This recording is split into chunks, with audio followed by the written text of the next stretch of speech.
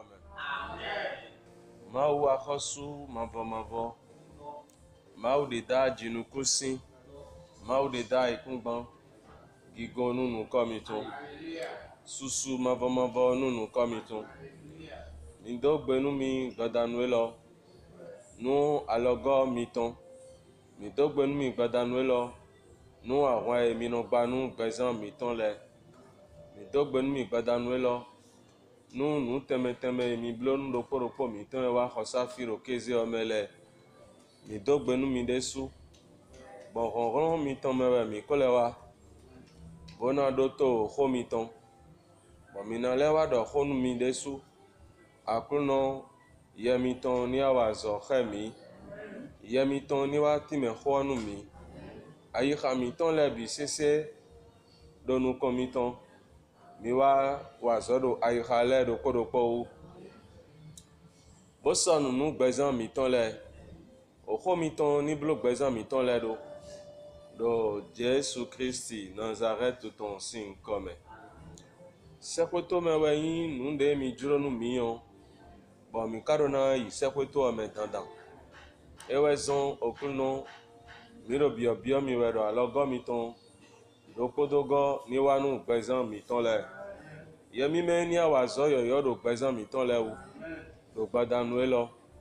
Bonu huzu nubo. Beta nubo ni chitero aïcha leme.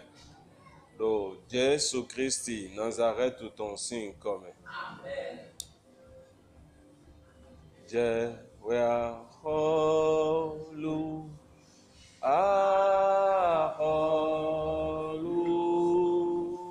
leton dima ohu doa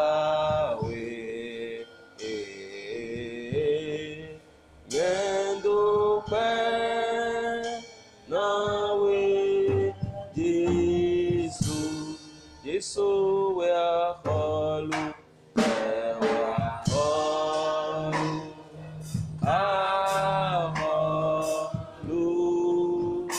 let on demand, oh who go away, and open no way. So we are holu, we are holu, holu, let on be man, oh who go away, and open no way, Jesus. So we are holu, let on be man, oh who go away, and open no way, Jesus, we are holu,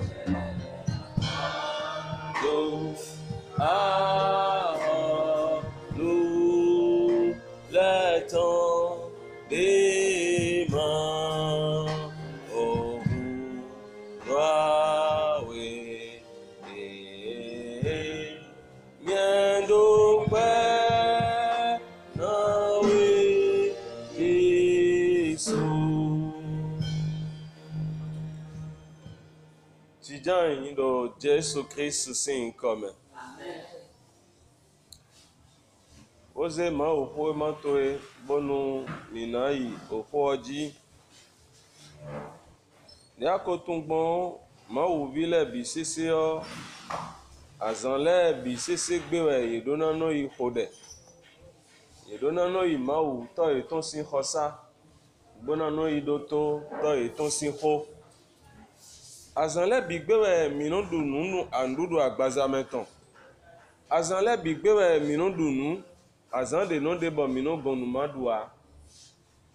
eɖo siesiẽ eɖo fi gegegegege tso nu dze mi kanɔ ɖu eɖo wu be ɖa gbewɔme fi bi sese to le bi me tso nu gbetɔ ɖe le tso nu dze ɖu egbetɔ ka ɖe egbesɔ ɖe agbaza me wɔne gbetɔ ɖo nu ɖue ɖe agbaza me wo bi nuwo eno nu koko zãzã me ɖe le no nu ti zãzã me ɖe le no ɖu wɔ flefle zãzã me ɖe le yena ɖu nuɖuɖu edzro ye zãzã we me yena le ɖu nu ɖe dandan gene me nu me ɖe le yena ba ɖe de me gbadanuwo yena le ɖu nu ɖe yena ɖue me bi we kono ɖu gbɔmɔa me ɖe le na ɖu ɖokpo gbeɖokpo esi ŋdɔ gbadanu ke ɖe wɔ de yenu aɖu ye tɔn me ɖe le no ɖu zãzã beno ɖu gbadanu tso gbeyɔme ɖe ɖo tsitsi gbɔn wɔ mi me ɖe sɔ dando na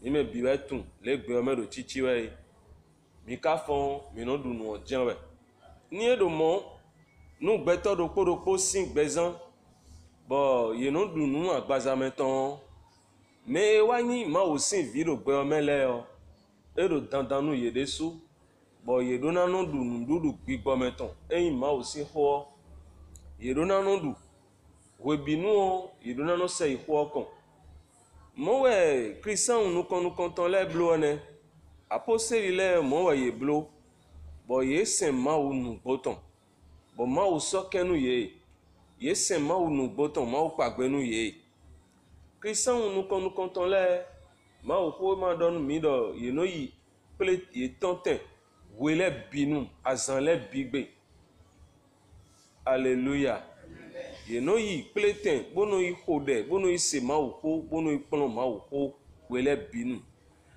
gbɛtɔ ɖe yi se bo yi ma wo se abi jesu kristu se yɔ etsi azɔmevi ɖɔ ŋkɔwɛ etsi me nye azɔmeyitɔ ɖɔ ŋkɔwɛ enye azɔmevi loboɖo esa nyi ma wo ƒo kplɔ wɛ nu gbɛtɔ si nyi nyɔnu sɔ edzawe yɔ ɖo azɔmevi le yɔ tɔ ne ko so azɔmekɔe nɔ ne ko so azɔmekɔe nu ye ne bo xɔ nu eme yina yi nu ye kplɔ ye wɛ de yɔ do yi ka ye le bi ki bɔna ŋlɔ na bɛ yeno yi do nu ye nu kplɔ me le yeno yi do we ma me bono yi kplɔ bɔn ye ka yi kplɔ nu ɖe wuto wɛ yi ɖe azɔme ye bono yi kplɔ nu sɔ yi dza wɛ na do nyɔnu ye wɛ zɔn bɔn yeno yi azɔ me bɔn eyi nu tɛgbɛtɔn bɔn tɔkpo nɔkpo ɖe le ti bɔn ye ɖo azɔmekɔe sɔe abi ye ɖo zãzãkɔe na wɛ bɔn ye xɔ nu ye funutu ye tɔ ne le bidzonu vi lɛ bɔn vi lɛ ma wa ɖo we ma kplɔ wɛa eno vɛ nu ye ɖe su bɔn ye no le bɔ xɔ vie ne le ɖe su bɔn ye wa ŋdo gãdzi ɖo vie ne le yɔ eɖo na kplɔ nuwo wutu wɛ ye sɔ ye azɔme ye edo ye azɔme ye yɔ nuwo wutu wɛ ye do ye azɔme yɔ tɔ ɖo nukundo wɛ no ɖo nukundo wɛ ye ni nyi nu ɖe wɛ zɔn. Alléluia. Moɖokpo kristian bi sese nye ɖɔŋu wɛɖɔŋu mi dze xe bona no do yi tɔmitɔ si ƒo gbe bena no yi ɖo to tɔmitɔ si ƒo azã le bigbe wɛ mi ɖo na ze ne doɖo nu yi nu dzɔ nanu mi ɖe sunɔ bona se to nu mawo si xɔ bona no yi se ɖo ita wotu ɛzɔn xɔ wɛ yi nu ɖe na zɔn bɔ gbɛmitɔ na nyɔ kpɔnu mawo xɔwɛ yi nu ɖe na zɔn bɔ kantoto ba mawo ɖe ɖo mi siɔ mina ɖo xɔwɛ yi nu na zɔn bɔ sisi mawo gbaɖɔ mini ɖo nu emiɔ mina ɖo nu de bu si na sisi mawo ɖo gbɛtɔ me abi si wu hɛn sisi wa gbɛtɔ me ɖe xɔ ɖe si hɛn wa nu ebla ɖe si hɛn wa hɛn edzi ɖe si hɛn wa amɔ mawo xɔ ewɛ na zɔn bɔ sisi ɖo nu mawo ena wa gbɛtɔ san yi xame wende sisi ɖo nu mawo ka wa gbɛtɔ san yi xame o ena dzihã nu mawo ƒo sisi kpo ena xɔ ɖe se do mawo ƒo sisi kpo ena bla nu ɖo mawo si nu kɔn ƒo sisi kpo mi mɔ atse sisi ɔwɛ na zɔn bɔn mawo si xɔme yiyi ɖe soɔ ena lɛ yi kpo do sisi nu mawo ƒo si ko mawo tɔn wɛ ka no do nu ene o ko mawo tɔn bɛ no zɔn bɛ no do sisi nu mawo ŋue ɖo dandame bɔ mi ɖo na no se kpɔ oxo mawo tɔn wele bi sese nu nka dogbe nu mawu do tatue me nu wi me ro gan do tegbetegbe. Alléluia. Nyine so no ado nu kontoe ayeno pacha we ache gando we jen we ndesi azo we imbo ma uzomi bondo na no wa dan azo yen ton we yen lo ba izo yen bondo na no ablo nu pon mezo chewe bondo na no ablo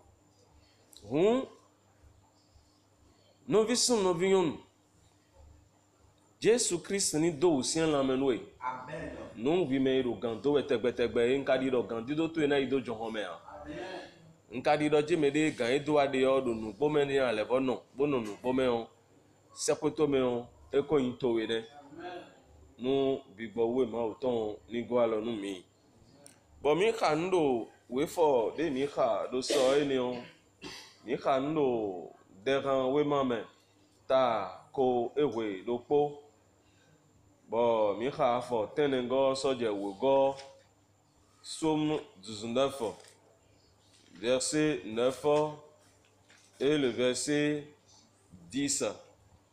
Bon, mi se do me diride do esanyi yovo gbemeo et dans les ordonnances de l'Éternel sont droites et dans elles réjouissent le cœur. Les commandements de l'Éternel sont purs, ils éclairent les yeux. Au verset 10, on va dans la crainte de l'Éternel est pure, elle subsiste à toujours. Les jugements de l'Éternel sont vrais, ils sont tous justes. Amen. Amen. Bon, mi leba kha nundo esanyi degando kome ta esanyi kanwe aizen wero 86 nyiwe. Bon, mi kha ndo afona bi gome. Mi kha ndo afo woro pogome. Afo woro pogo ero lido ebodo. David wero kodo e. Ero mawu mavo khale allié na gbon mi. Khale allié na gbon mi. Eneo na kwedo khotoe dowa nu na kwedo khotoe dowa na sa aika na do sisinuwe do homenumi. So aika na do sisinuwe do homenumi. Owe fo elo we mi kha so gbongudo. Abi bon mi na levo se kodo we fo elo ji. Alors, nous yovo gbemeo, Seigneur, enseigne-moi tes voies, ô Éternel. Je marcherai dans ta fidélité.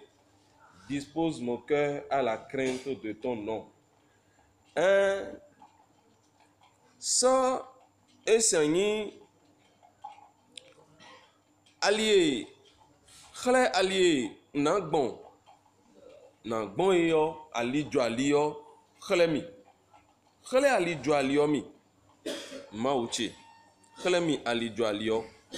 Eneo na kwedo khotoe do wana, na kwedo khotoe do wana. Mima wonjio, miyoha no mau ho do pome do khome fi do Psaume 119 verset 11.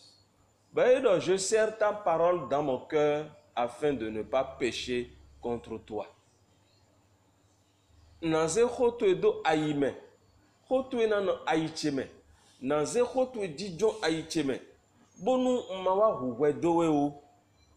Bon mi time do restlisi ma uton se khoe semide o. Ma uho weno di. Ma uho weno nabe ino jiro beto sin gbezame. Pataki me yi ho do ayikhamewe. Me ze ma uze yelo nu jonna. Me do ma u de se wendio ndona ze yelo nu jonna do nu gbome. Me do ma u de se wendio eje bona na sisile bini. Me ze ayikhaton nugbo boze gbeta nugbo ben do me jiride sekweto me we ekwe ngbe. Do no eni we nu de gbeto bi sese do na do mo jemeton eindo sekweto me on mai nu do nu winu nu egbeto san khana no eji bona no cambio de do sekweto me on ka ko ngbe nu bo dian ka nton so we a nu gbeto ma do ni le ni o gbeto ma do ayi kha eni o do ide me an ena sema u ya pom do sekweto me on ewe inu de wutu emi te da misa wawe ewe inu wutu emi te wa do de howe ewe inu wutu emi te wa do ma ho sewe nu no poge de kana zon do sekweto me de ko intore lo bo mi ko se koton be do nyan do kuro na biomewe o nyan do kokwin kuro na biomewe o yero to eni okun to de bo nyan do na le wa do akosuro to eni me kun gbede o nu edomo nu mi bo khoti me mo nu mi o eme nkan ni lebe ko ngbe sekwoto me ne me mi gbeto lebe ko sekwoto me a mi ka ko sekwoto me ma o to no mi gbeto lebe ko to mi ka yan bo e ka wa kule mi gan jion e wa do ri don mi we do wole gan mi wa do dinda ku no me o lo Jesus Christ me o mi ndo na de zon ni bon ho ma o to me na se tonunu o ho ma o ton de ma o so nu mi e donu mi ma do tonu senu ho ma uton we a o bokara misa itoyin we o misi ubi o sekwoto me an do ho ma uton mi ma do sise bonu ho ma uton na blo mi do a o bona le unu mi ganji a o misi bi o sekwoto me an won misa de mi yi o mi yaya de mi ho yaya nu mi bla yaya ha mi no ji o mi ji yaya ma o ko mi no do yaya. Alléluia. Ma ou ko we kana nu de na zon lobo sisi do nu ma wo de yero crainte de Dieu yo vogbe me on e na no présent mi ton me nu mi ze ma ou yolo na ne ye ko won bo Jesus Christ wa bo le dozo gbeji bo le do ko deji bo le tereji anayin won nu ma wo tu epodo esan ai ka to bi po anayin wan ma wuto kpodo ani don to ebipo anayin wan ma wuto kpodo ronron to ebipo anayin wan ma wuto kpo lilen to ebi sise po alléluia ye kana yin wan ma wu meton hoton jijan we isi gan non tede hoton jijan we isi gan ganje hoton jen isi ida ibe hoton jen we isi re ewe David waro di don ma wedo mejiri Polomi, khelemi alitoui. Alitoui o khelemi. Bonu.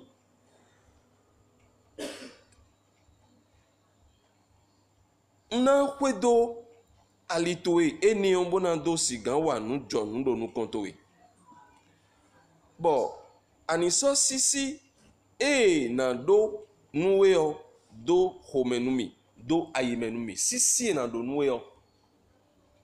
Mene si do sisi nu beto de o we goton de o ma se khoton ma se yelo na jenu kon bo se khoton bo ren an mene si do sisi nu beto ni o gan bo do nu kon mi o nu ndo me jire de do nu bome ndo sisi nu ganche ndo gloton bo ndo sisi ni o ko e ganche no do we pa chen mi si ko e ganche no do ndo na sesi ndo na yiko dandansi unzeze yilo na ze khoton ingbe a ndo na yi khoton bo na ze khoton ze ren bo na blodeji ni bo ko be na win ma wo gan we yinu mi si ma wo gan we yinu mi bo yin gan to mi ton bu kala yin mi si mi ton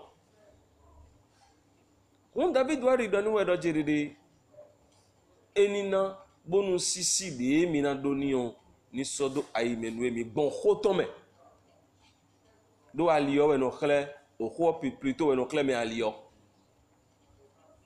e do khle me alito we khoton we bon Somme 119 de mi do dino verset 11 mais on de ko dogbon je sais ta parole dans mon cœur afin de ne pas pécher contre toi no visum no vignon David monukunu je ho elo we David monukunu je odo iruna do sisi nu ma u dandan David monkunje do mejere sisi no ma wo nu pataki we. David monkunje do mejere ma wo nu hugan nu bi sese we ma wunyi. David monkunje do mejere nu ma si ma wa hun e kun so si usi nu debu. David monkunje do mo. Boro bio ma wo do ama woni gwalo no mi dandan. Ni ma dwe mi do hoton le oni do nu mi. Hoton le oni pon mi. Bonu eminando si gandi zoni he bonando ti di zoni do alitonji minale pon de rando pome de ran ta Somme 111 ton le na dene do fongwe me bon Somme 111 minaika Somme 111 bonaka ein afo wogo bon minapon nous Somme 111 verset 1, 10 d'or, verset 10e d'or, Somme 111, verset 10. Minaïka, Eneo, Bonapon, Nouidowe, Edero, Finéon. Donc, la crainte de l'Éternel est le commencement de la sagesse. Tous ceux qui l'observent ont une raison saine. Sa gloire subsiste à jamais. Bon, le fond de on yedo. Si donu mau manva we. Wenyi fie nu besie. Si donu mau manva wenyi fie nu besie. Si donu mau manva wenyi fie nu besie. Mais no wa nu bon mon le bi sin linle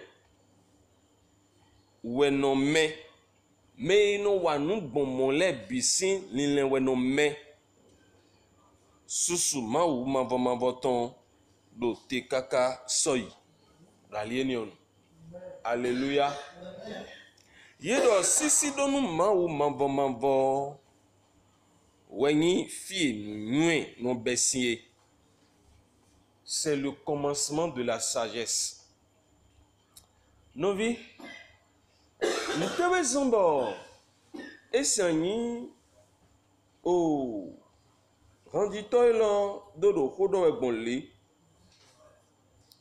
Nous devons de Somme 111 hommes et le hodo egbonli. Et mon kun jende ou et mon kun jende ou dandan. Ben me fio mi mon beto gege ye ya zome ye pon wema mendele debo ye pon wema bodo eyini diplôme daho le ye do eyin mi ni pon ye be azome je yijio ye do eyin CP e de no dinso yi linsime e mo ya linsime de no do bono din bio linsime ene azome do koton ye pon ye azome do koton fo bo ye examen do ko do fine bo ye ro CP bo ye bio linsime e pon linsime ton kaka bo la ye do diplôme do ko do fine bo ye ro o de no do bono bio e pon ja la vosin kwegbe yo eweyin obaki one e bi opon li ja la vosin kwegbe tro no pon yo ejenu opon ji so inu kan eweyin no pon kaka yino do esanyin nte o de te nde to hun o yino do nte o licence yino do licence yino do master oui do po oui e do ene no edo nte diplôme le do fine gija be ino do kaka bono ai doctorat ino do doctorat e do doctorat ino go lese fine wu bono le wa ton nte agrégé diplôme no po gege alléluia diplôme no do po gege lo no vichi wa pon onu esanyin ma o ko ma dodo we ma job ton be Jobu esen we ma Jobu tombe. Jobu sin we ma ekle mi do me jire we ma pon ene le bi sese yo. Ekuna nunu e ma uton o. Ekuna nunu e ma uton na lo debu me o. Job ta gbanukun Job chapitre 32. Job ta gbanukun we. Bon mi ha o afọ o tenwe go Job ta gbanukun be si afọ tenwe go bona ka tanton go bona le ka tene go desu bona ka tene go desu bona ka wo go bona ka wo ro po go desu mina pon bona ka wo ro po go desu. Et alors, je disais à moi-même, je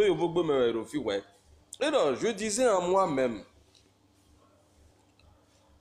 les jours parleront, le grand nombre des années enseignera la sagesse. Mais en réalité, verset 8, dans l'homme, c'est l'esprit, le souffle du Tout-Puissant qui donne l'intelligence. Ce n'est pas l'âge qui procure la sagesse. Ce n'est pas la vieillesse qui rend capable de juger. Verset 10.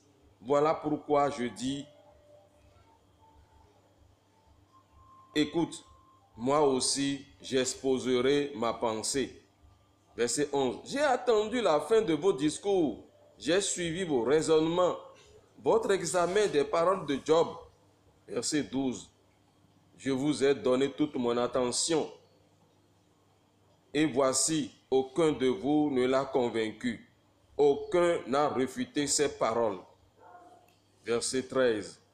Ne dites pas cependant, en lui nous avons trouvé la sagesse. C'est Dieu qui peut le confondre. Ce n'est pas un homme qui peut le confondre. Alléluia. Ama se nwe do we esanyi Job sin we ma da eyin gbanukun we go de besin afoten we go de do di do we dian mini ale pon do fongbe o me blem eno do ayime do me hole we no jo khona me hole we no jo khona me ho we no jo khona me hole we eno jokona me kwe yeton ko seyi le we no na nu nweme lo afotan tongo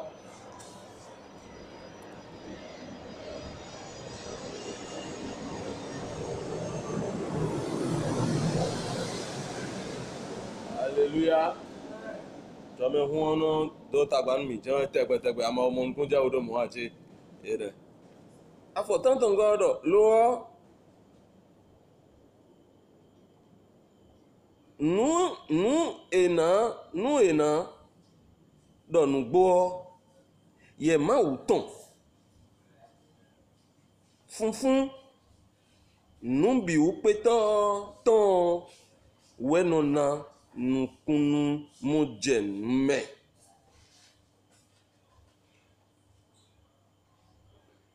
Alléluia. Funfun numbi u pe ton wenona nukunu mojenme. Afotenego nunyu endido do kwenua nu endido do kwenua njiro tun do meko yin nua amongo jamaya aba wogodo eneo uwa Jobu kenkle do tomi dotomi ni lomo jlona donwe untuwe afọ woro pogo mi dele o kaka jedin o nkendo ho mi tomea ndo to ho mi ton bodo to lile mi ton le umblo mo bojo mi do bo mi do ho do jobu ho for we go unlito ho mi ton bomo dindo medebu kun do mime bomo hode do jobu wo medebu do mime bomo hode do gbahoton le a bodo hodo gbaho bo gbahoton le a bo gbahoton le a ede mimo a we fo ilo ko do ho binu mi no fidi we ma polopolo no na menu yo e ma wuton a ma wo sin nu edo ede do fi do ye me yin me bodo ho do edo en job gon dele o me ho le we yin hallelujah ye o gbon nu gege me do gba iton me nu mi ko be sin afo ayizengo we o anase élu, le français comme est élu, fils de Barakil, de Buz, prit la parole et dit, je suis jeune, et vous êtes des vieillards. C'est pourquoi j'ai craint, j'ai redouté de vous faire connaître mon sentiment. Verset 7, je disais en moi-même, les jours parleront quand même, comment? Mais de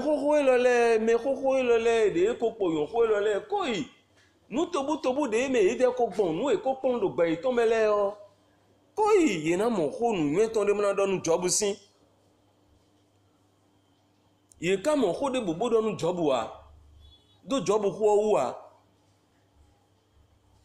amoache wo me ho de le o dandan be o ye pon nu de hu ye yin de ko sa hu kaka bo apo yan ho hu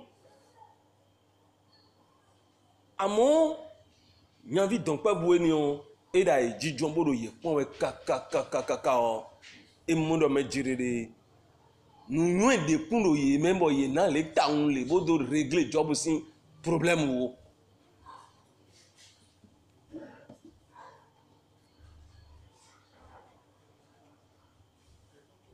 oho ma wuton do nu gbome on e we do son bon nu yin ma wuton ye no do akako tun do oho ma wuton kuno yin nu bono yi gbigbo wo mevo ye mi me po epo we bo we no wan endo ntunu se we ma ndo diplôme da ho mi tele pon ho me o mi mono me jirede Jesu Christ wenu e wa o boja zo wa ji o echi an gbeto de in gbeto yovodo neno yilo yedo analphabetu le abi mo we ache ye me ma se kokun an ye we yin Pierre de su de lo nu kon ye tonton gbon Pierre o eye iwe ma ho de be an ese we ma de ya ye me gege ntoji ntodo fini bono itoji yese we ma de ya bo ka ba ipon nu mi so piercing we ma lo bo kha piercing we ma on mi na modo me jiride eyin we ma de ba isin bo dijan tan bo kwe ali nu e do pie me on eyin nu e gbigbo ma wo ton na pie we when we Jesus Christ ko igudo me when we Jesu Christ ko di do gudo me o bigbo ma wu ton wa jete bo wa ye me bo bio ye me bo so ye so do bo ho ma wu ton Jesu Christ pon ye le o ye mi me ma wu ton eleve wa ze wa flime nu ye bo na ye nu pon me bo pon nu ye gona e ko do nu ye do ye mi me jete o ina le pon nu ye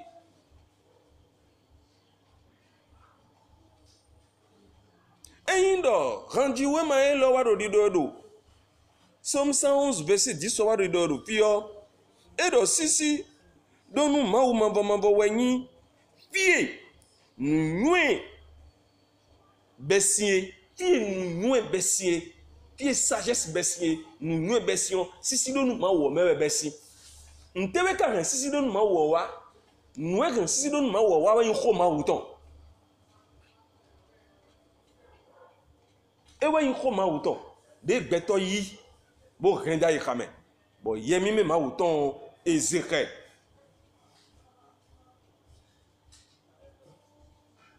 Alléluia. Ewe yin ko mau ton no vichi. Bon, anyway, zombo eni nu dandanu nye podo kwepo nye po kwepo ko ma uton eduna no zonu mi me debu ano bile. Ko ma uton duna no zonu mi me debu a. Unyi pasteur de me a. Unyi évangéliste de me a. Unyi o prophète de me a. Me suswetin. Bon, ko ma uton ye na joye de dona ye no blomo a, ye no joye de dona. Cho, ye le inu prometo kanji feme.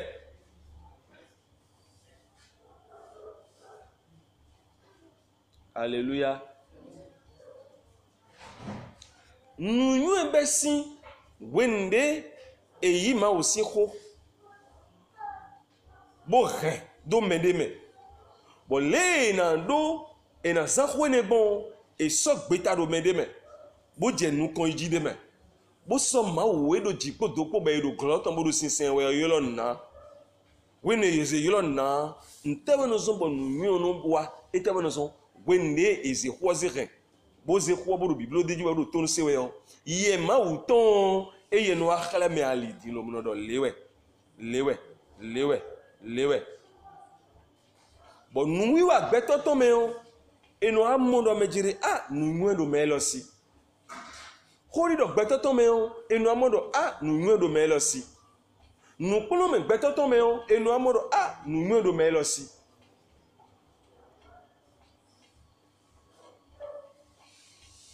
Alléluia. Amen. Alléluia. Amen. Ma ouvi gege joye de donu ko ma wu tombo nu ma wu se ko ni joye me an. Fide karo na besion ewenyi ma wu so yilo na considération nu ma wu so yilo na ewenyi nwe fi na besie sisi donu ma wu so yilo na we jenu kon we ye ma so ma wu yilo na da yi khameton me an nu de juro me an ewe no blo afo juro me an ewe no de zoni juro me an ewe no di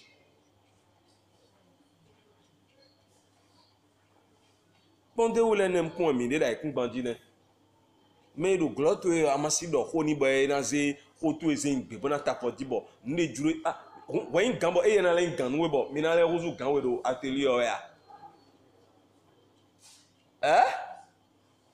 yin do me jide we do atelier ado machine to le nu anu do wazona le ado bo ide we ko bi do pine o we na do jime de amite mi zan le juro mi ando mo no ye mi zan le juro mi gbon we ya abi amate do mo ide na no se pom na no san pom do han ton ya ya ro sinu e gantie sinwe gantie sinwe kojo le ado no san gbon we yon patron wa na do ni trolo arengbele yo ana suko akoton ma do kon mi o patron wa na do ni trolo me do kodo bomo we da atelier to yo ezi we me gan se yulo njona me do kodo bomo we o ana modo me jide me nyo edu sisi de nwe bo amado fine a aran gbado do me ro po ni o bo ya pagudo we ade ba se khoni o bo ye tura do fine a ba je khoni o seji sinu eton me abi me do bodo zoga lo bodo to ko bo se ba wa ba yin gambo wa be do nwe eze women gan ze yilo nu jonna nu wi wa ton le bi sese ena je khikhle nu nweji nu wa ton le na je ki khle do me jiri me lo e do tameli do ganji do nu enu go nu go ton bigbo ma o ton eno na amo tameli do ganji o eno intelligence o ye o vi pe vi rien de no ena jan ba de di bona blo esan yin te ena jan ba de di bona blo moto bi na abina ena senfo fi gba di bona blo moto bi na edo intelligence ne no yo intelligence o ne bon nous jan moto vi o ko do ba vi po alors vraiment tu es intelligent hein vraiment edo tameli do ganji quoi elingbon fi elingbon de bo jambi be so pe bon eno de ndokpo toka khalewe do gande me do wedenu do wetonwe alléluia amo sisi donu mawu do fie lo ye do jire fie nwe no besiede me do gbe o me bi sese pa boya zo me nous do et la sagesse du monde d'ici sagesse du monde de mais une sagesse de Dieu sagesse du monde conduit à la mort animo nu kun je odo mo do sagesse do pe o me ton be ma do ma wa ma do Jésus e do ekun we ma e wa kete to lo menele lo mene wu eli do kodo din lelo et lui va réaliser do me dire non vraiment me koko lo le ya yeyin me bo kun yeyin me bo ko esu po me we ye gbon si e we so mo de e lo kodo nti ku ibo jam ken do ko iton me ya bon do toro ye we do mo do nu na go sin ye me lo nu yen kun ka go sin ye me o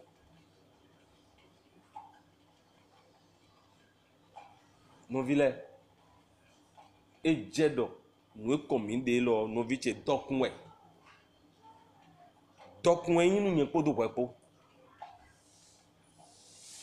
ni ndo ma wo ho mi ma zebo ze wuli bona nu bonu botombo ho do tinton mi ma no zeda yi khami ton me bonu blodeji le ma wo ho do di dogbon bodo season mi gbon we bonu ye mi me ma wo ton na zepo do mi ko mi na gbaza me po mo na sen ma wo da gbaza me sisi donu ma wo nu nwe kere we no ke wanu me ele po bo mi na mo devo nu susu e no ke wanu beto o we fo le de no budo do podo you do feel o nu no besi nu sinsin nu jonu we ye wa do deji bodo jemene esanyin tous ceux qui l'observent ont une raison saine. Mais nous sisi do nu ma wo ko elo mais no so nu wiwa elo nu jije elo abi nu elo zedo eyin nino me ye tome wa lo ye tome yon nu de wo we ye ganje wejijo deji we ye ganje bo eme wejijo deji we ye ganje bo ye mo bodo nu wen dede wu bo ena kpla ye so ye fi dagbe ena kpla ye so ye fi dagbe fi jofi alléluia sisi donu mawu mavo wenyi fie nwe besie me no wa nu gbon molebi sinile weno me nile eton bi weno me susu mawu mavo ton do te kaka doyi kaka soyi do wenenu susu mawu ton na kwedo ye gigo mawu ton na kwedo ye do sisi e donu mawu o nu do jijiwe do gbe ton me one nu do kinkin wa do gbe ton me one nu do size su do gbe ton me one ye do sisi nu mawu ye jande blugbo ye no blu nu ton le kanya ye ja fo de gbe no dia fo ton le kanya ye no yi donu mawu sin ho ye no yi donu mawu sin bigbo ye no yi donu mawu sin juro ye no yi donu mawu sin nu e mawu bale bio ye no yi dona wene nu e mawu si susuo eno kwedo ye.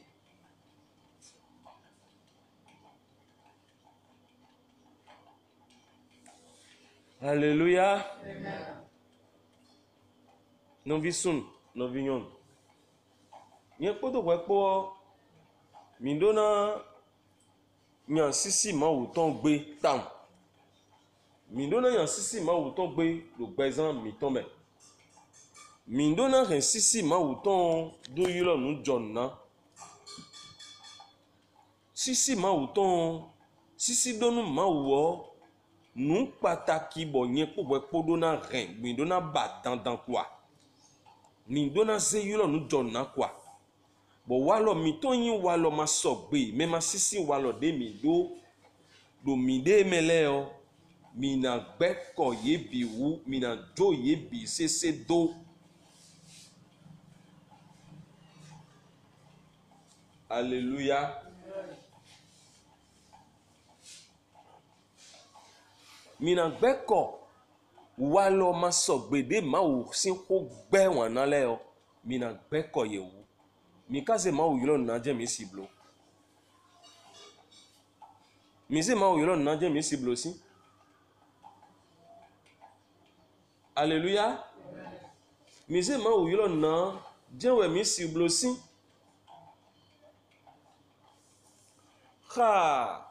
Mini Proverbe chapitre 2. Bon, mini verset 1er. Bon, on note verset 5. Nini doto, mon fils, si tu reçois mes paroles et si tu gardes avec toi mes préceptes, verset 2. Si tu rends ton oreille attentive à la sagesse et si tu inclines ton cœur à l'intelligence, verset 3. Oui, si tu appelles la sagesse et si tu élèves ta voix vers l'intelligence, verset 4. Si tu la cherches comme l'argent,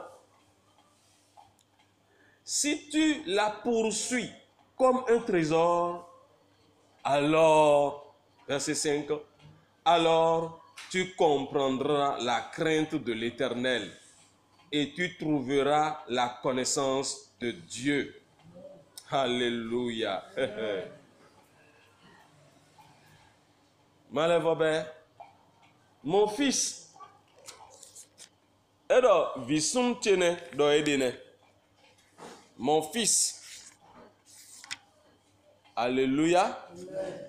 Mon fils, visumte. Si tu reçois mes paroles et si tu gardes avec toi mes préceptes, si tu rends ton oreille attentive à la sagesse et si tu inclines ton cœur à l'intelligence, verset 3, oui, si tu appelles la sagesse et si tu élèves ta voix vers l'intelligence, verset 4, si tu la cherches comme l'argent, si tu la poursuis comme un trésor, alors, verset 5, tu comprendras la crainte de l'Éternel et tu trouveras la connaissance de Dieu. Alléluia. Fongoyoro viche. En hochele aime. Renoué un wele do ou, renoué un wele do ou, verset 2. Doto nou nou ho, non te pon, bonomon nou djeme, verset 3. Yila nou tonton do eniwa go alonwemi. Suhoyla tameli bibo.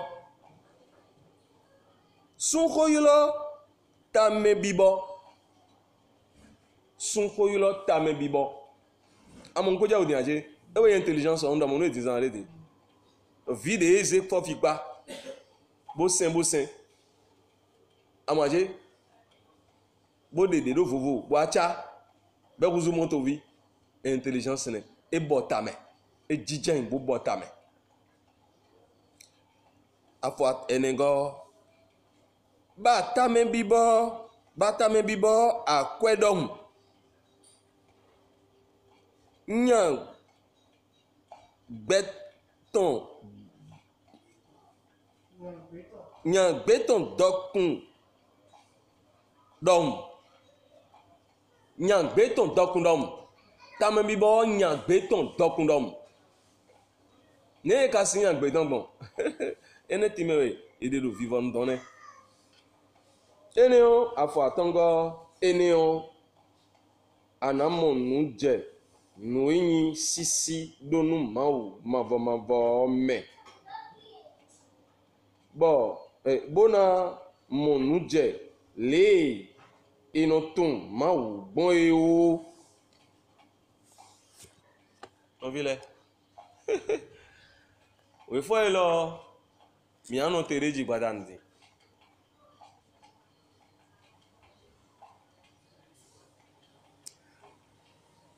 me jona do sisi nu mawo nuwe manya mawo ho do nuwe do bodo edo nuwe mawo ho we no produit nuwe mawo ho we no na sagesse mawo ho we no ze sagesse wa podo gbigbo mawo ton po we nu gbeto ma dwe de do nu mawo si ho bo nuwe mawo ho do ni le e ma yi e ma ze ren ema no blodeji ema nyiwana bona sigan zeze yiro nu jona agbaza ton je na ple agbaza ton ka ple o nu nyu ende yin ma wuton esudo a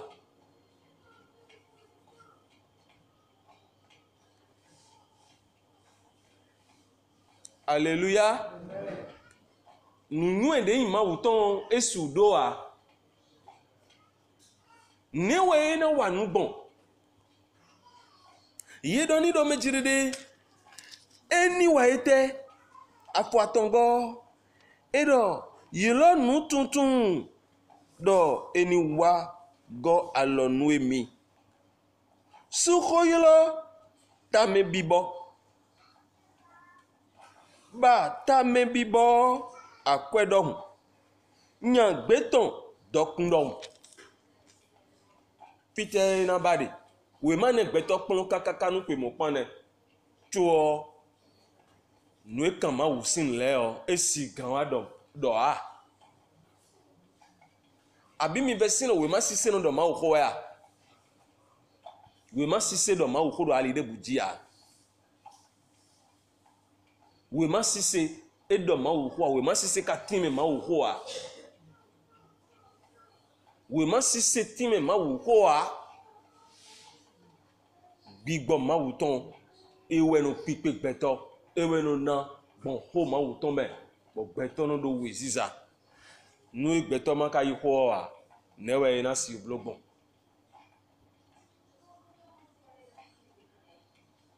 edo na kan wezun edo na nya ma wo si ho wuli edo na te pobo ma wo si ho na jijon meme edo na te pobo ma wo si ho na yi khamenu me edo na te pobo ma wo si ho ena no bezan metome wene nu awado esanyi nde sinu kon ni no me de sinu kon ko ma wo ton edo bezan to me on bigbo na no yi ho do be na level do ho no edeji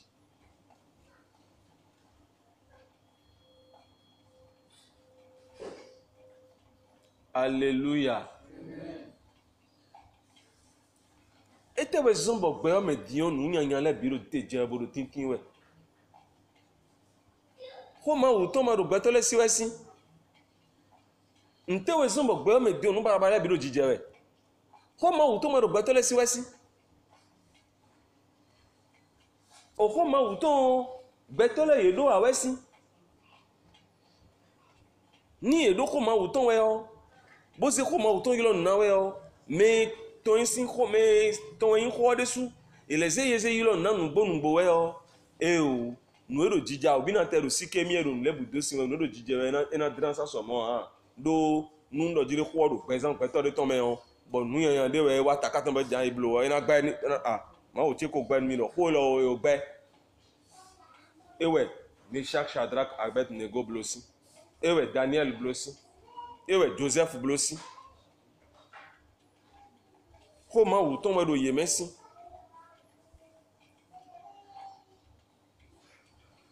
ko ma wu ton we do en Shadrach Meshach Abednego mesi ma wu do senu yero mi ko sana je poli do nesinu kan o bo ye ze ko no ze rensi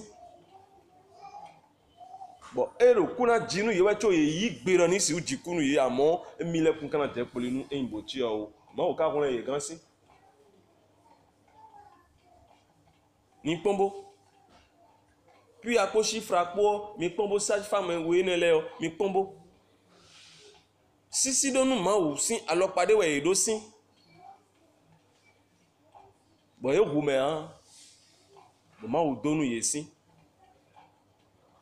ma wo vie gbeton le supo de supo so ye do problème le do we disi ami o tagba le me gija bo gan ko de le me o enando si le régler problème le o enando si le mon solution problème le o eno le itagba do apare ko yo sisi na do nu ma wo sisi na do nu ma o sin ko bo yi bo blo de ji o ede ya ba gume de so eno yin mo da gume eno wa gume yeno damo da gume do ma o sin ko no ko sin wenu yeno do sadie da gume do ma o sin ko sin wenu yeno do nu ma so gbele blowe eno do ko do ko me do ma o ko sin wenu bo eno le bi sese lo mi tun do gbigbo ma o ton do mi mo ya che mi tun do jire ma o sin gbigbo no mo nu le bi a che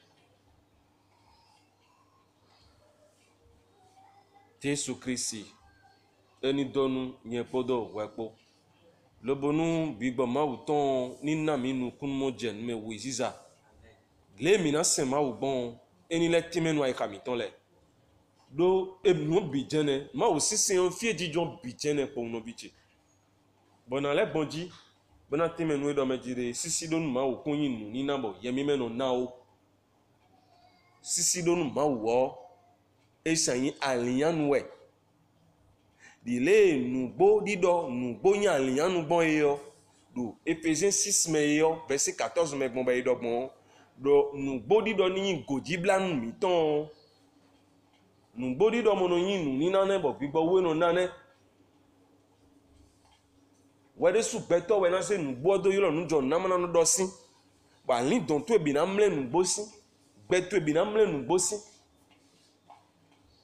ajame blegbe okun to na no ko sin mo wehun le ko yin gbon anu do tro lo ton sin einu ni na gbigbo wiwe ton a aliyanwe sisi donu ma wo aliyanwe ayinu togbe bo yin toto sinu kan bo kaja dingba donu totoji emi na do ko ni gbon le do mejiride awo ni yawo tonu emi de azan le ji emi jan do amo ni yawo to awo nu mi akato na san ni ji emi ku jadi dogbe didodegbe o mi be sino nu klenwe ni o mi be sino ekun nu yan do ma sinu gun wa mi be do a do gwedo bi ba emi na dogbon le ni be na yawo tonu emi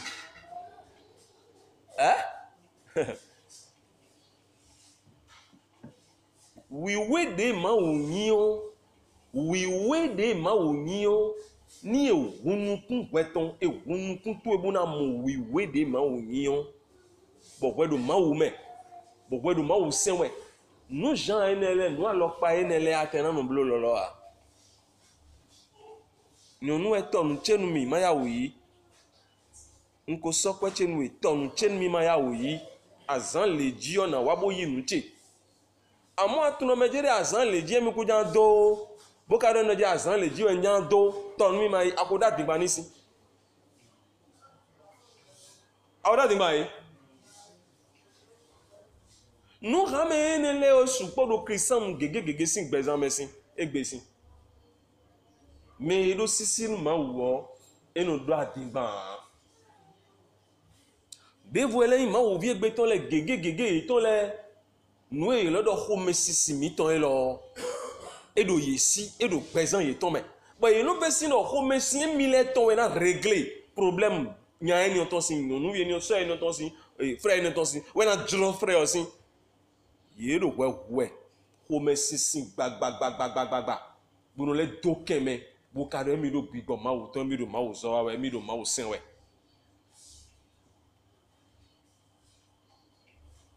Bo enele bi sisi yo enyi sisi do nu ma wo de gbere ma sin home wo enyi sisi do nu ma wo we ton de le we a ene gbeto do ma wo ko do edo enyi o kanji edo ma wo ko do kanji we lobodo mejere kun gbere ma sin home wo we nu gbeto le bi sisi ko gbe ni on gbe o me o e boy ma wo ho de su te gbere ma sin home wo ma wo ho de su te gbesin gbere ma sin home wo si de na se ko ma wo ton bona timme nu e do taun ma wo ko do mejere ma de sisi e home sin e te si home sin ma wo ko gbere te ma sin home wo wa bo wuli ma wo ko ton bo di do ele sise me no sin home bo me no sin home ne le o bo ma ko bana do home sin do ele sise de me bo le yun no ye de be ma wo ko do to le kede ne do gbe o mene iwe zone we do to anu de le o ani blo dede bonu ko ma wo ton ni na we ziza ru gan we do egbeto de le nunu agbaza ton si sen ma wa nunu agbaza ton si wa ndepo ma wo po a nunu agbaza ton si wa ntipo do ma wo po a ye do nu mi do esan yin sisi do nu ma wo besin fite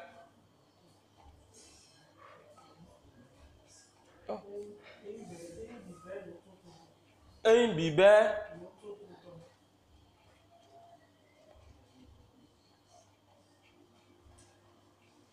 non visum no vinyon ti tera foto yi do Jésus Christ Nazareth on sin comme mina gbe kande no ovo a mina do no kon yiwe do Jésus Christ Nazareth on sin comme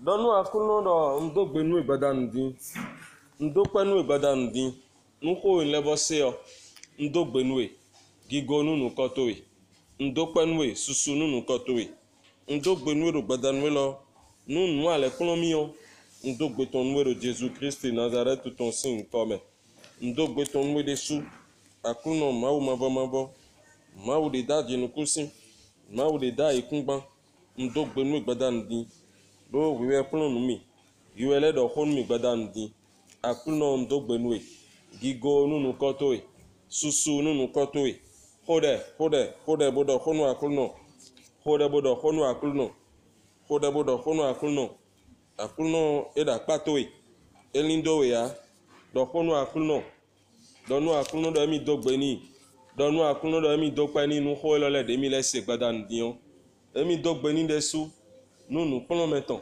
emi dogbeni desu nu eseyin nu plon meton akulno ndogbenwe gigo nunu kotowe susu mavo nunu kotowe adamatio nunu kotowe ndogbenu ro gbadanu din ndogbenu ro cheju lome ndogbenu desu nu esanyin azotowe ndogbenu nu kotowe nu plometowe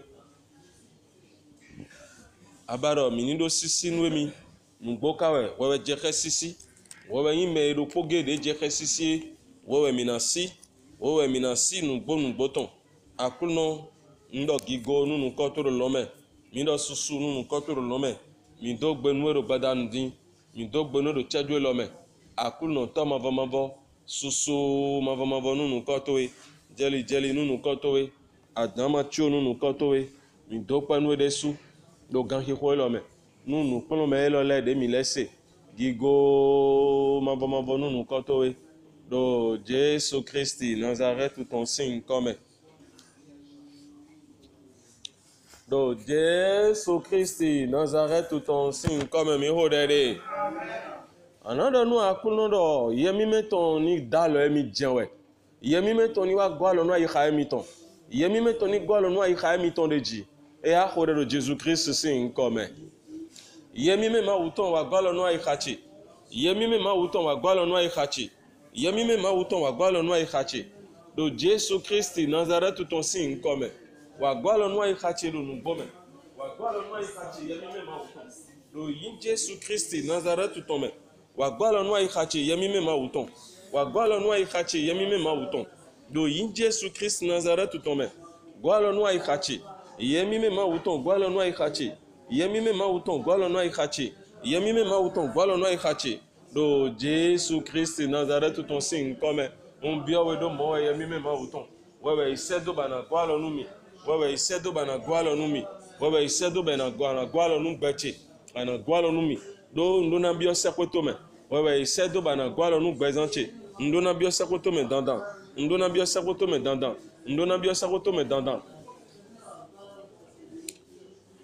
Do Jésus Christi Nazareth ton signe comme. Another no akuno do dire rolon de boe na ime bona liza khaimi bo nino me mi ton kuna dio gbere wo akuno kenkele ho me sintoni je ronron ni oji ye de boe ho akuno ho me sintoni je ye ni oji ho de Jésus Christ sin comme hunu tuebo ho de do hunu akuno do Jésus Christ Nazareth ton signe comme a hosuma vamavo Roulon debout, et n'a pas de bêche qu'on a une bête. Bonamo vivo, bêche qu'on a mon canton, bêche qu'on a mon dio, bêche qu'on a saint ouais de nous bomeo, bêche qu'on a eu quoi de nous bomeo, à Roulon debout, Roulon, le bonado à Zali Kamera, Lienio Dio, à Kuno Thomas Vamaboy, on bio de Jésus Christi, Nazareth ton signe commun. Donc, mon quand on y viva, à mon quand on y viva. Oulon mon kotoni gbahanyan, oulon mon kotoni gbahanyan, eni gbagudu ro gbadanuelo, eni jai ro gbadanuelo, ni vasudo ro gbadanuelo, do yin Jésus Christi Nazareth ton me, do Jésus Christi Nazareth ton signe comme akuno, oulon mon kotoni viva, ache mon kotoni viva, oulon mon kotoni viva, akosuma do podo, ma ueda jipodopo, ma ueda ikungban, ndogbenu midesu. Akosuma do podo ronron ele bini vasudo do gankoko lome do chedwe lome do Jésus Christi Nazareth ton signe comme another no akuno do jirire gbe mi ton de suo kurun da gahome kurun da ikungbanji kurun da ikungbanglo Lobodo ya donu gbe mi ton e o da alodeme so ya alodeme o kurun ni o jidogbe mawuto ni gbe gudo bi sese jidogbe mawuto ni gbe ranyan bi sese hunu to ebo ho de ro yin ko Jesus Christ me kurun da gahome kurun da ikungbanji kurun da ikungbanglo kurun do togle bodo ya donu mi e Rolon do togre bodo ya don mie. Rolon do agakome bodo ya don mie. Rolon do jongome bodo ya don mie. E ya jidogbe ma wuton gbe ranyan. Jidogbe ma wuton ani gbe gudu. Jidogbe ma wuton ani gbe ranyan. Jidogbe ma wuton ani tapo jiton. Ani foudroyer ton. Ani gbe gudu ro badanu di. Ani gbe gudu bi sese. Ani gbe gudu bi sese. Jidogbe ma wuton ani gbe ranyan. Do Jésus Christi Nazareth ton signe comme do yame din ani beranyan do Jésus Christ signe comme ani beranyan bi sese hode honu tobo do honu gbe do ma onu gbe to yi wewe nu kan wewe kan gbe to we kan e kan me da pato yo ban kon ye a wewe an wewe gbe to kan wewe na do honu ma wo do gbe to ji kurun edo aikungbangle edo togle eda time edo some bodo ya donu bechewe o jidogbe ma wuto ni beranya eni beranya bisese o Jésus Christ de Nazareth ton signe comme a khosuma do podo ron mon koton le bisese ani viva yebi ani gba yebi gudu ani tapo yebi ji ani nyinye yebi sese do Jésus Christ de Nazareth ton signe comme a kuno mawu mabo mawu de daju nukusin ani gba yebi gudu se ani gba yebi gudu se ani gba yebi gudu se do Jésus Christ de Nazareth ton signe comme a khosuma do podo baba wiwe akuno mawu de daju nukusin to mabo rolon do aikun banglele bon modona donu akuno jidogbe ma wuto ni foudroyer ye rolon ele do cimetière le cimetière bodo gbeto do tagbana we sin cimetière pa me bodo ya donu gbeto we ma aussi jidogbe ni foudroyer ton dessous et ni gberanyan kode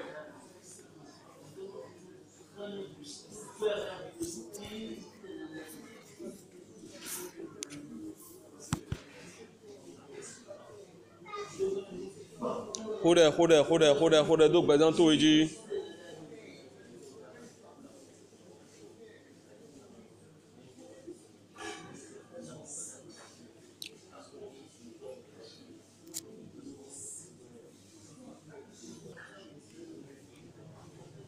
Hun tó ebodo de ọkọ̀ sẹ́dọ̀ àkúnná ẹ̀ do gbẹ̀ tó ejí.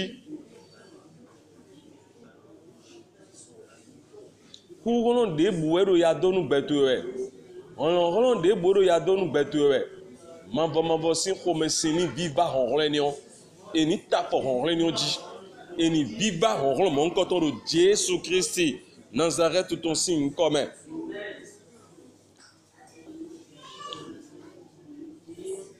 donc nous akuno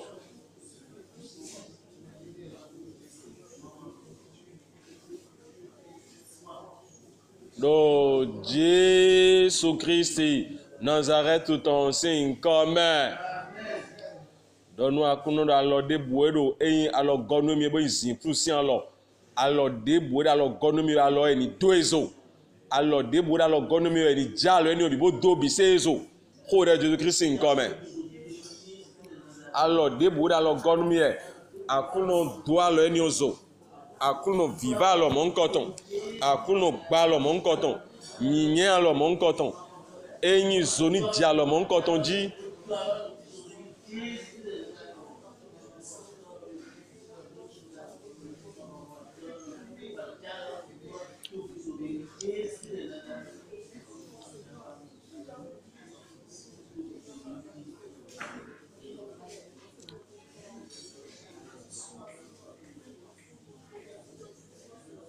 do Jésus Christ Nazareth ton signe comme amen mina khode nu novisum de mi khode nan so Marc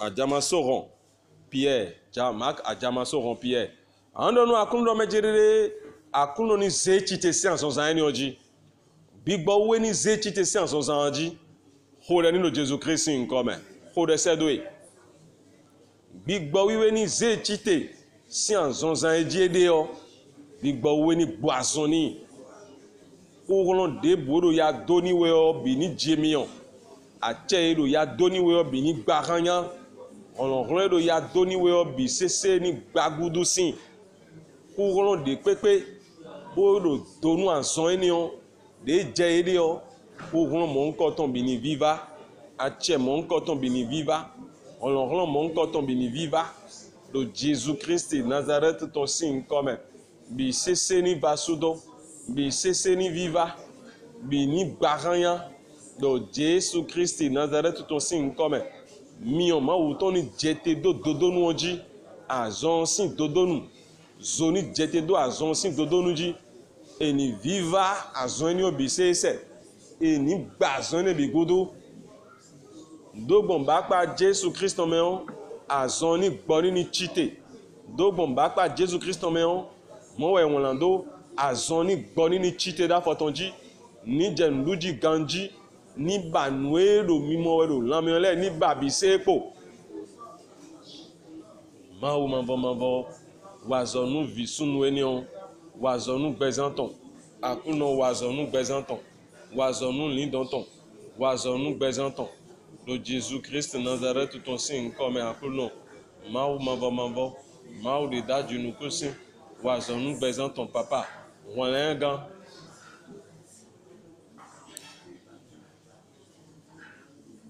do Jésus Christi Nazareth ton sin comme mawu de daji nuku sin kwa ikun gbanpo mi do gbenu mi gigonu nko mi ton susu mavo nu ko mi ton badanu lo mi zeda lo mi ton me bo mi do panu mi nu ho mi do nu mi le mi do panu mi nu pon me mi na mi le mi do gbenu mi desu do gan ki ho lo me di bo mi bio mi do mi ni do ache nu bio mi ton leji dile mi do gbodo Matthieu si we mamenta tenwe afo tantongo mi do me bio we no yi ho gbe ni oni che do me ro podopoji do Jesus Christ Nazareth ton sin comme akosu ma do podo ron debu de pepe so da ikun banji fi lo bona pe sun sin gbezanji a ron debu so da ikun banji fi bona pe yonu sin gbezanji a ache debu so da ikun banji fi bona pe me yi wesele me yi we do gbezan to mele ji kon gbede a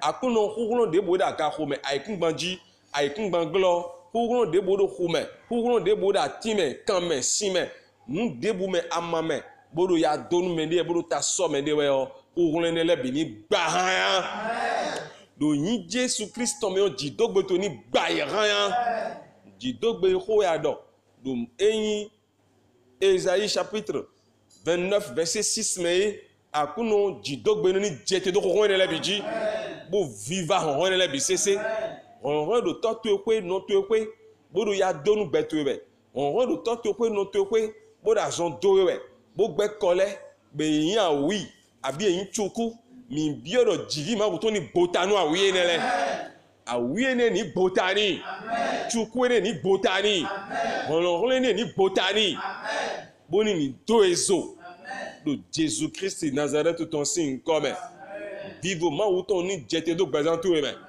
vivo ma ou ton ni jete do gbazan to me vivo ma ou ton ni jete do gbazan to me mavo ni donwe bono ko ka gbeto e do Jesus Christ Nazareth ton sin comme mi hodere amen.